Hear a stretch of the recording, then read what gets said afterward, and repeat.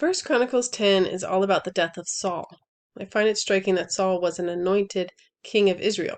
He was chosen by God and anointed for God's purposes. God's Spirit was on him to carry out those purposes. Saul's choices, made out of fear, caused him to lose it all. He made choices out of fear because of his broken faith. We need to keep our faith from getting broken. What breaks faith? Saul was afraid. He had a fear of man that caused him to not obey God's command. He didn't destroy everything, and he offered a sacrifice on his own. The other sin listed in this chapter also began with fear. Saul had a fear of the enemy army. It made him tremble.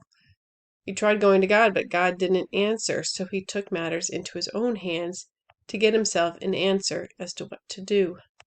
He turns to God in another way. He asks a medium to conjure up Samuel so he can inquire of God's prophet. Samuel was the only one he knew who could inquire of God. That's sad. Where are all the worshippers of God? God's not going to honor this sinful approach. Saul will die for his sin.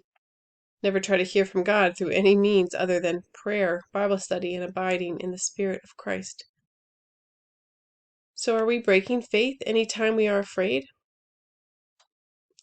I want to call Saul's fear, fear without love. God's perfect love casts out fear.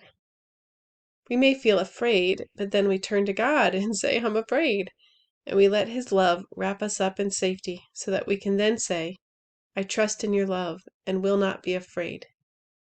And the fear will then have driven you to faith instead of breaking it.